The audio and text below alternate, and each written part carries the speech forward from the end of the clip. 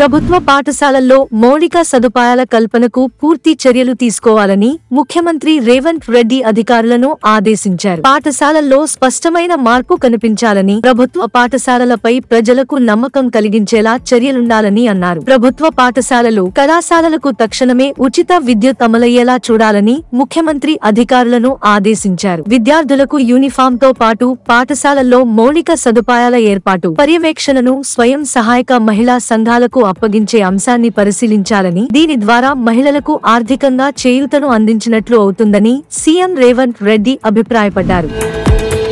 కామారెడ్డిలో జరిగిన బీఆర్ఎస్ లోక్సభ సన్నాహక సమావేశంలో మంత్రి కేటీఆర్ మాట్లాడుతూ, కాంగ్రెస్ ప్రభుత్వం ఇచ్చిన 6 హామీలను అమలు చేయాలని, గడువులోగా హామీలు నెరవేర్చకపోతే కాంగ్రెస్ కు వ్యతిరేకంగా బీఆర్ఎస్ ప్రజా ఉద్యమాన్ని ప్రారంభిస్తుందన్నారు. ఎన్నికల కోడ్ అమల్లోకి రాకముందే యాసంగి వరి పంటకు బోనస్ ప్రకటించాలని రాష్ట్ర ప్రభుత్వాన్ని మంత్రి కేటీఆర్ డిమాండ్ చేశారు. బీజేపీ కామారెడ్డి ఎమ్మెల్యే కాటిపల్లి వెంకటరమణారెడ్డి 2028 నాటికి తెలంగాణ ముఖ్యమంత్రి కావాలని, ఈ లక్ష్యాన్ని సాధించడానికి తన దగ్గర పక్కా ప్రణాళిక ఉందని అన్నారు. 2023 అసెంబ్లీ స్థానం నుంచి ఎన్నికల్లో పోటీ చేసి విజయం సాధించకపోతే రాజకీయాల నుంచి తప్పుకుంటానని సవాల్ విసిరిన విషయం తెలిసిందే. అప్పటి ముఖ్యమంత్రి కె చంద్రశేఖర్ రావు ప్రస్తుత సీఎం రేవంత్ రెడ్డి వంటి ప్రముఖులతో పోటీపడినా తాను విజయం సాధించానని అన్నారు.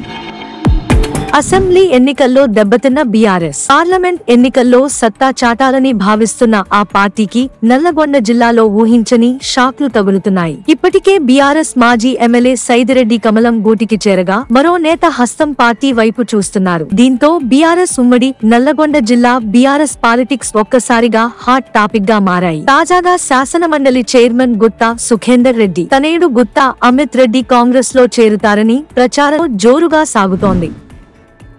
దేశంలోని రైల్వే ప్రయాణికుల సంక్షేమం, త్వరితగతిన ప్రయాణం చేయాలనే ఉద్దేశంతో వందే భారత్ ఎక్స్ప్రెస్ రైళ్లు అందుబాటులోకి వచ్చిన విషయం తెలిసిందే. ఈ నేపథ్యంలో తెలుగు రాష్ట్రాల మధ్య రెండో వందే భారత్ రైలు అందుబాటులోకి రానుంది. ప్రధాని మోడీ వందే భారత్ ఎక్స్ప్రెస్ ను 12న సికింద్రాబాద్ నుండి జెండా ఊపి ప్రారంభం చేయనున్నారు. ఈ రైలు 2 తెలుగు రాష్ట్రాల మధ్య వేగవంతమైన అనుసంధానాన్ని కలుగజేస్తుంది.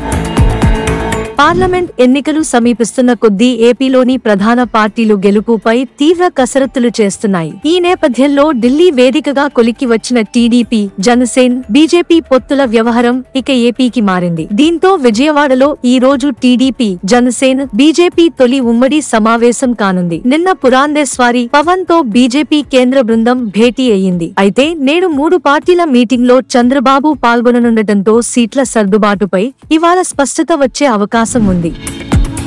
సిద్ధం సభలు ముగించి జనంలోకి మరింతగా దూసుకెళ్లాలని సీఎం జగన్ ప్లాన్ చేశారు. తన లక్ష్యాలేంటి, తన కల ఏంటనేది మేదరమెట్లలో జరిగిన చివరి సిద్ధం సభలో ప్రజలకు వివరించారు. తనకు అధికారం అంటే వ్యామోహం లేదని, చరిత్రలో తన పేరు నిలిచిపోవాలన్నదే తన లక్ష్యమన్నారు సీఎం. ఇక సిద్ధం సభలు ముగియడంతో జిల్లాల పర్యటనకు సిద్ధమయ్యారు జగన్. నేడు పులివెందులలో పర్యటించనున్నారు. అక్కడ పలు అభివృద్ధి కార్యక్రమాల ప్రారంభోత్సవంలో జగన్ పాల్గొంటారు.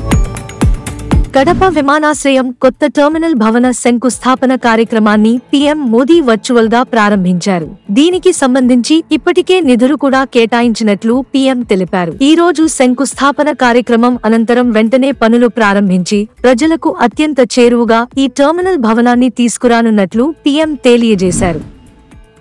తాజాగా ఉత్తరప్రదేశ్ ముఖ్యమంత్రి Yogi Adityanath deep fake video నెట్టింట వైరల్ గా మారింది. డయాబెటిక్ ఔషధానికి ప్రచారం చేస్తున్నట్లు, మధుమేహ బాధితులు ఔషధాన్ని కొనుగోలు చేయాలంటూ ఆదిత్యనాథ్ ప్రోత్సహిస్తున్నట్లు ఈ వీడియోను సృష్టించారు. హజ్రత్గంజ్ ఇన్స్పెక్టర్ మహమ్మద్ ఇచ్చిన ఫిర్యాదు మేరకు సైబర్ క్రైమ్ పోలీసులు ఎఫ్ఐఆర్ నమోదు చేసి దర్యాప్తు చేపట్టారు.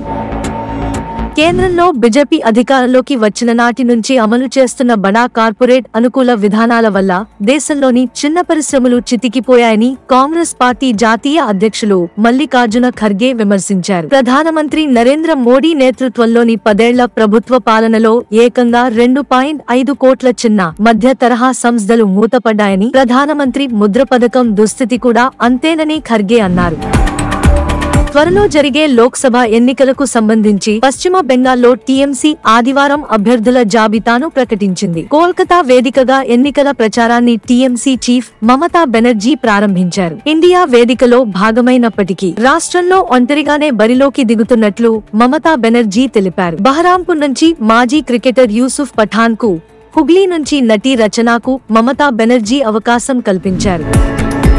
ఫిబ్రవరిన ప్రారంభమైన మహిళల ప్రీమియర్ లీగ్ టోర్నీ రెండో ఎడిషన్ ఆసక్తిగా జరుగుతోంది. ఈ ధనాధన్ లీగ్ లో ఇప్పటికే మ్యాచ్లు పూర్తయ్యాయి. ఇక ఆదివారం ఢిల్లీలో జరిగిన మ్యాచ్ లో ఆర్సీబీ మహిళల జట్టు ఢిల్లీ క్యాపిటల్స్ తో జరిగిన మ్యాచ్ లో ఒక పరుగు తేడాతో ఓడిపోయింది.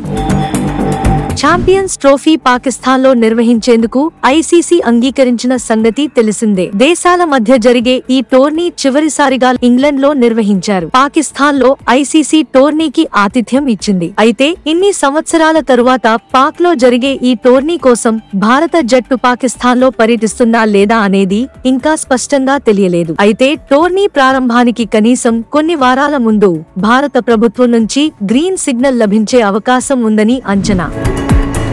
దుబాయ్, అబుదాబిలో కుండపోత వర్షం కురిసింది. సుమారు 6 గంటల పాటు ఏకధాటిగా కుండపోతగా భారీ వర్షం కురిసింది. రోడ్ల మీద నిలిచిపోయిన వర్షపు నీటితో రవాణాకు తీవ్ర ఇబ్బందులు పడ్డారు వాహనదారులు. దీంతో రెస్క్యూ బృందం రంగంలోకి దిగింది. రహదారులపై ఉన్న నీటిని తరలించేందుకు ప్రయత్నిస్తున్నారు. భారత్ ఐరోపా స్వేచ్ఛ వాణిజ్య సంఘం యూరోపియన్ ఫ్రీ ట్రేడ్ అసోసియేషన్ తో ఒప్పందం కుదుర్చుకుంది. ఈ ఒప్పందం ప్రకారం అనేక పారిశ్రామిక ఉత్పత్తులపై ముఖ్యమైన సుంకాలను ఎత్తివేసేందుకు భారత్ అంగీకరించింది. దీనికి ప్రతిగా EFTA దేశాలు వచ్చే 15 ఏళ్లలో భారత్ లో $100 బిలియన్ పెట్టుబడులు పెడతాయని కేంద్ర వాణిజ్య మరియు పరిశ్రమల శాఖ మంత్రి పీయూష్ గోయల్ తెలిపారు. తెలంగాణ వాసికి అరుదైన గౌరవం దక్కింది. వర్జీనియాలో నివాసముంటోన్న అనిల్ బోయినపల్లి అమెరికా ప్రతిష్టాత్మక అవార్డు అందుకోనున్నారు. తాజాగా United States Small Business Administration National Small Business Week award గ్రహీతలను ప్రకటించింది. దేశ ఆర్థిక వ్యవస్థకు తమ వంతు ప్రోత్సాహం, సహకారం అందించినందుకు గాను ఈ ప్రతిష్టాత్మక పురస్కారాలు ప్రదానం చేస్తున్నారు. ఈ క్రమంలోనే స్కై సొల్యూషన్స్ సంస్థ సహ వ్యవస్థాపకుడుగా సీఈఓగా ఉన్న అనిల్ బోయినపల్లి వర్జీనియా రాష్ట్రం నుంచి ఈ అవార్డుకు ఎంపికయ్యారు.